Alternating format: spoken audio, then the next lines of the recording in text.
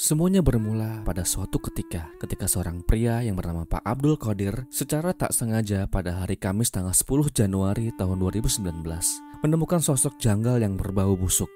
Awalnya Pak Qadir tak terlalu menghiraukan aroma yang kala itu samar ia cium dari kejauhan.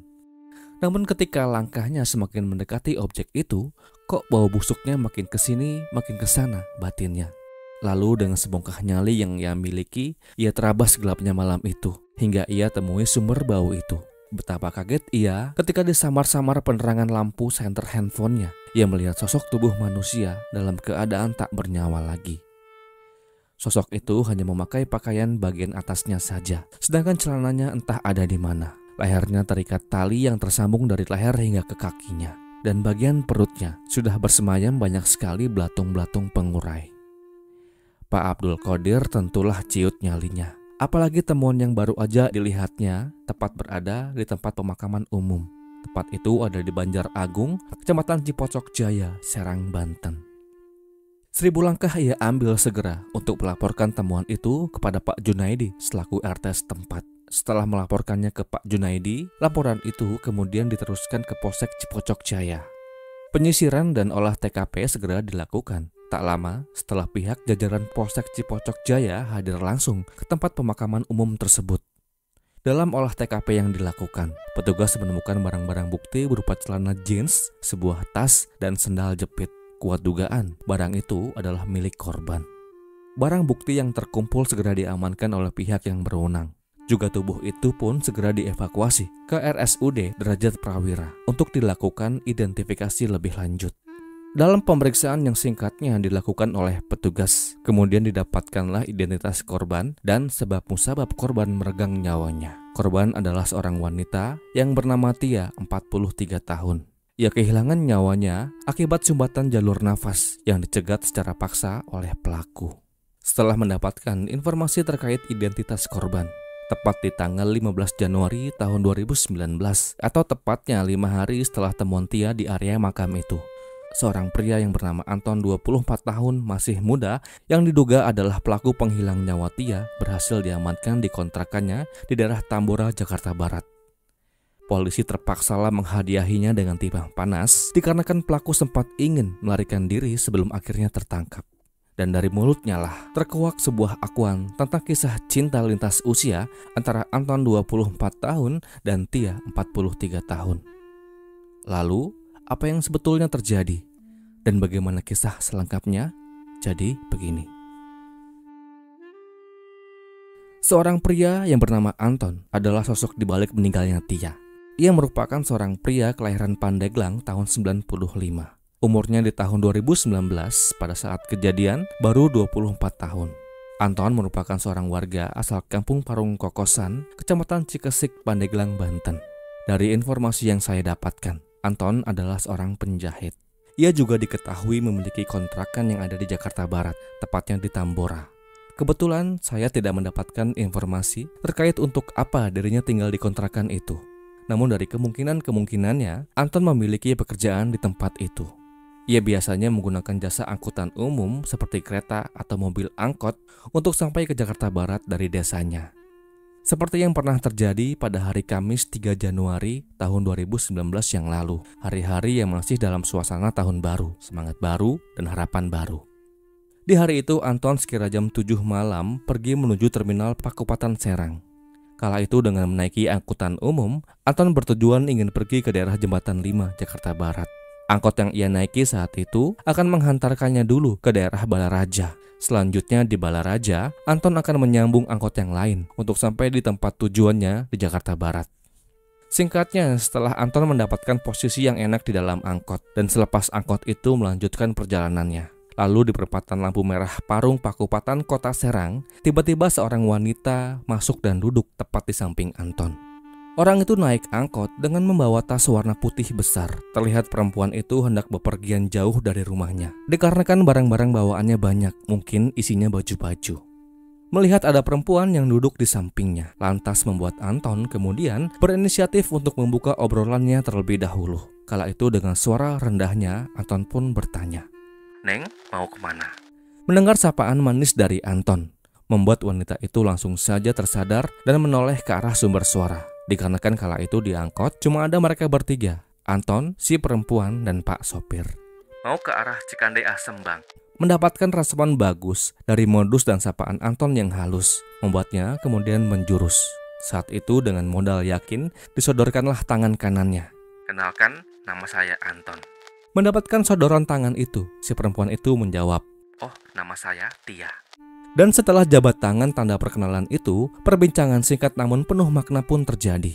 Menjadi singkat bincang-bincang mereka, dikarenakan tujuan Tia hanya ditempuh dalam beberapa menit saja. Namun walau singkat obrolannya, tidak sama sekali mengurangi maknanya. Bahkan Anton pun berhasil mendapatkan nomor handphone Tia.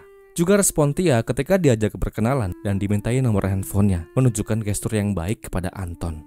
Dan sesampainya di pertigaan Cikande Asem, Serang, Tia sampai pada tujuannya. Memang saat itu dari informasinya, Tia bertujuan ingin ke Tangerang. Namun di Cikande, ia mau mampir dulu ke rumah kerabatnya. Tia pun pamit dan segera menuruni angkot. Sedangkan Anton kembali melanjutkan perjalanannya ke arah Balaraja.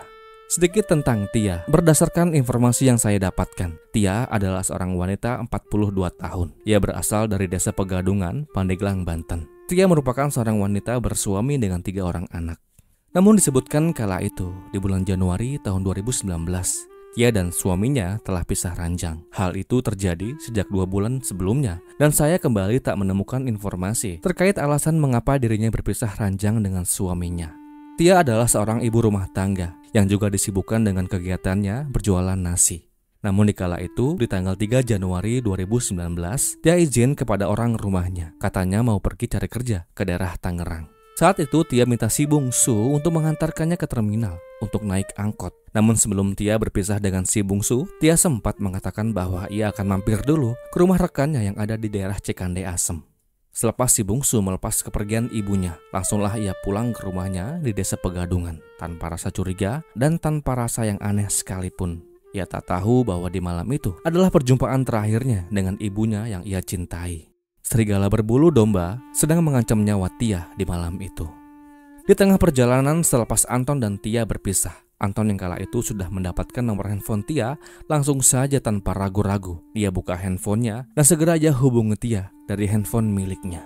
Tak perlu membutuhkan waktu yang lama, segera panggilannya diangkat oleh Tia. Dan terjadilah perbincangan Anton dan Tia di malam itu. Namun ajaibnya, di dalam sambungan itu, Anton sekonyong-konyong langsung saja mengatakan bahwa dirinya suka, sayang dan cinta kepada Tia. Anton mau dirinya dan Tia berpacaran, dikarenakan Anton merasa ada kecocokan di hati Anton. Hal itu bermula saat pandangan pertamanya yang ia layangkan kepada Tia di dalam angkot. Reaksi Tia yang mendengarkan ungkapan cinta yang dikatakan oleh Anton, awalnya kaget dan tak percaya. Di sambungan telepon itu, Tia kembali menegaskan terkait latar belakang Anton yang tinggal di mana dan kerja sebagai apa. Kala itu, Anton menjawab, saya ini kerja nyopir dan saya kontrak di Serang. Dan setelah mendengarkan ucapan-ucapan manis Anton yang lain, luluhlah hatinya. Tia pun menerima ungkapan cinta Anton dan singkatnya mereka pun jadian. Malam yang indah bagi keduanya. Keesokan harinya atau tepat tanggal 4 Januari tahun 2019, Anton yang kala itu sudah berada di tempatnya di Jakarta Barat kembali menghubungi pacar barunya itu. Di sambungan telepon yang terjadi di siang itu, Anton mengatakan kepada pacarnya yang terpaut usia 20 tahun itu, kalau kamu betul cinta, kalau kamu betul sayang, buktikan cinta dan sayangmu itu pada diriku. Dan sayangnya, kala itu Anton memintanya untuk membuktikan cintanya dengan bertemu dan berhubungan badan. Dan kembali sayangnya, ajakan itu tanpa ragu diterima oleh Tia. Tia tampaknya gak peduli bentangan jarak usia yang terpaut cukup jauh itu untuk bisa menerima ajakan itu. Mungkin cinta yang melandasinya. Singkatnya setelah janji untuk bertemu itu dibuat, berangkatlah Anton jam 12 siang menuju tempat yang terjanji. Perjalanan sejauh 70 km itu Anton tempuh dengan naik angkot yang sama ke arah Serang, Banten. Tak lama, sekira jam 3 sore, sampailah Anton di Cikande Asem. Dan setelah lama menunggu, mereka pun bertemu jam 6 sore. Di pertemuan mereka di hari menjelang malam itu, Anton kembali menyinggung perihal pembuktian cinta Tia yang rencananya akan dibuktikan dengan mereka saling bercinta. Dari info yang saya dapatkan, setelah keduanya sepakat, Anton dan Tia segera pergi menuju kontrakan Anton yang katanya ada di sekitaran terminal Pakupatan Serang. Mereka pergi ke tempat tujuan yang disampaikan oleh Anton dengan menggunakan angkutan umum. Lalu sekira jam 8 malam sampailah mereka singkatnya di terminal. Dari terminal menuju kontrakan Anton, mereka tempuh dengan menggunakan jasa ojek. Dan lalu sesampainya keduanya di sebuah tempat, alih-alih Anton mengajak Tia ke kontrakannya, malah Anton mengajak Tia ke tempat yang sepi, yang berada di lingkungan Tanjakan, Kelurahan Banjar Agung, Cipocok Jaya, Serang. Tempat itu mereka lalui dengan berjalan kaki, melewati perlintasan jalan kereta api yang sepi dan gelap. Kala itu, Tia pun sempat bertanya, "Ini mau kemana? Kok tempatnya sepi banget?" Lalu Anton pun menjawab, "Kita nggak jadi ke kontrakanku, soalnya di sana ramai banget, ada teman-teman." Tia pun mengangguk tanda setuju. Tempat yang Anton pilihkan itu adalah sebuah tempat di tengah-tengah semak berlukar, dan area itu masih dalam area tempat pemakaman umum Cipocok Jaya. "Kita di sini aja ya, sepi," ucap Anton. Setelah mendapatkan tempat yang sepi dan cukup tak terekspos oleh warga yang melintas, keduanya pun langsung merebahkan tubuhnya di atas tanah dan di bawah langit-langit malam yang cerah. Saat itu disebutkan Anton telah pula menyiapkan seutas tali tambang yang katanya akan ia pakai untuk mengikat janji cinta mereka. Tali itu awalnya Anton minta kepada Tia untuk mengikatkannya ke tangan Tia. Tia pikir itu aneh, untuk apa pakai diikat-ikat segala. Namun setelah mendengarkan penjelasan bahwa tali itu adalah simbol ikatan cinta keduanya, akhirnya Tia pun rela diikat kedua tangannya dengan kain yang Tia bawa sebelumnya. Dan singkatnya, terjadilah malam acara puncak yang telah mereka tunggu-tunggu itu. Hubungan bercinta lintas usia itu selesai setelah 3 menit berlangsung. Setelah tuntas melepas syahwatnya, mereka pun segera berpakaian dan saling berbincang. Di tengah-tengah perbincangan yang terjadi, tiba-tiba Anton mengatakan, "Saya sebetulnya orang susah, saya bukan sopir, dan saya nggak tinggal di kontrakan." Mendengar hal itu seketika Tia merasa dibohongi oleh Anton. Padahal sebelumnya Anton pernah mengatakan bahwa dirinya punya kerjaan tetap, mapan, dan tinggal di kontrakan. Kemarahan Tia kemudian dia tumpahkan dengan mengatakan najis. Tia tentu tak terima atas kebohongan dan kelicikan yang Anton lakukan. Tia juga pastinya sangat menyesal kenapa dengan begitu mudahnya ia berikan kesuciannya ke berondong 24 tahun itu. Maka atas dasar rasa kesal dan bencinya itu, tiba-tiba Tia berteriak minta tolong untuk memancing warga datang. Namun teriakan minta tolong itu bukannya malah membuat Anton minta maaf kepada Tia atas kelakuan bejatnya. Malah Anton yang diliputi rasa panik segera mencekik leher pacar barunya itu. Cekikan keras yang menjerat leher Tia itu tentu nggak bisa membuat Tia banyak bergerak. Fokusnya saat itu hanya berusaha melepaskan diri dari tangan-tangan Anton yang begitu keras menghalangi jalur nafasnya. Namun usahanya kala itu tak berhasil. Cekikan keras Anton berhasil membuat Tia sekarat. Kala itu setelah berhasil membuat Tia tak berdaya, Anton kemudian segera mengambil seutas tali yang telah ia siapkan sebelumnya. Tali itu kemudian Anton simpulkan dengan kuat ke leher Tia, dan dia pun juga sambungkan tali itu ke kaki Tia. Maksudnya agar jika ia bergerak, makin terjeratlah lehernya. Setelah selesai, Anton pun pergi melarikan diri. Namun sebelum ia pergi melarikan diri, Anton sempat membawa barang-barang milik Tia, seperti perhiasan, ponsel, dan uang tunai sebesar Rp400.000. Dan tak lama kemudian Tia pun meregang nyawanya. Ia pun dipanggil Tuhan yang Maha Kuasa. Saya ucapkan duka yang mendalam. Tubuh Tia yang sudah tak bernyawa itu ditemukan secara tak sengaja oleh Pak Abdul Qodir, tepatnya di area makam Cipocok, persis di depan kantor BNN Provinsi Banten. Dikarenakan sudah 7 hari tubuhnya tercampakkan di tempat sepi itu, maka tubuhnya saat ditemukan sudah mulai membau dan busuk. Setelah mendapatkan tanda-tanda perampasan nyawa dengan paksa yang terdapat di tubuh korban, barulah investigasi atas kematiannya digelar. Kala itu polisi mengumpulkan saksi-saksi dan barang bukti yang ada di sekitar TKP, seperti celana milik korban dan lain-lain.